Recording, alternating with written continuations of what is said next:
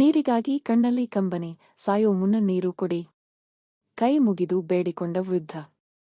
ಕಾಗವಾಡ, ಕಷ್ಟದ ಬದುಕಿಗೆ ನೀರೇ ಆಸರೆ. ಗಡಿ ಭಾಗದ ರೈತರ ಫಲವತ್ತಾದ ಸಾವಿರಾರು ಹೆಕ್ಟೇರ್ ಭೂಮಿಗೆ ನೀರಿಲ್ಲದೆ ಗಡಿ ರೈತರ ಬದುಕು ಕಷ್ಟಕರವಾಗಿದೆ. ನಾವು ಸಣ್ಣವರಿದ್ದಾಗಿನಿಂದ ಈ ಯೋಜನೆಯ ದಾರಿ ಕಾಯುತ್ತಿದ್ದೇವೆ. ಆದ್ರೆ ಈಗ ವಯಸ್ಸು 85, ಇನ್ನೇನು ಬಿದ್ದು ಹೋಗುವ ಮರ ನಾವು. ನಮ್ಮ ಮುಂದಿನ ಪೀಳಿಗೆಯ ಭವಿಷ್ಯಕ್ಕಾಗಿ ನೀರು ಅನಿವಾರ್ಯ. ಸಾಯೋ ಮುಂಚೆ ಒಮ್ಮೆ ಈ ಕಣ್ಣಿಂದ ನೀರು ನೋಡುವ ಆಶೆ ನಮ್ಮದು. ದಯವಿಟ್ಟು ಕಾಲುವೆಗೆ ನೀರು ಬೇಡಿ ಎಂದು ವೃದ್ಧ ಕಣ್ಣೀರು ಹಾಕುತ್ತಲೇ ಕೈ ಮುಗಿದು ಬೇಡಿಕೊಂಡಿದ್ದಾನೆ. ತಾಲೂಕಿನ ತಾಮಶಿ ಗ್ರಾಮದ ರೈತ ಬಸಪ್ಪ ಗೌರಗೊಂಡ 85, ಬಸವೇಶ್ವರ ಏತ ನೀರಾವರಿ ಯೋಜನೆ ತನ್ನ ಜೀವಿತಾವಧಿಯಲ್ಲಿ ನೋಡುವ ಆಶೆ ನಮಗಿದೆ. ದಯವಿಟ್ಟು ನಮ್ಮ ಆಸೆ ಪೂರೈಸಿ ಎಂಬ ಮಾತು ಎಂಥವರ ಕಣ್ಣಲ್ಲೂ ನೀರು ತರಿಸುತ್ತೆ.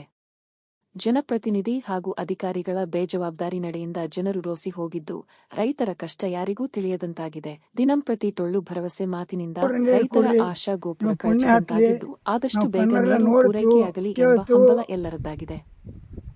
ಬರ್ತಾವತ್ತು ಎಲ್ಲ ಜೋಳಗಳು ಒಣಗಿ ಹೊಂಟಾವ. ಈಗ ಮತ್ತೆ ಎಲ್ಲ ಬರ್ತಾವ, ಹಾದಿ ನೋಡ್ಕೋತ ಮಗೋದು ಔಷಧ ಆತು ನಮ್ದು.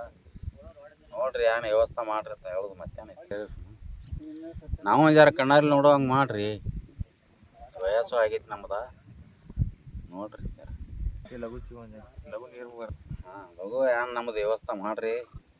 ಏನು ನಿಮ್ಮ ಕೈ ಮುಗಿದು ಹೇಳ್ತೇವೆ ಮತ್ತೆ.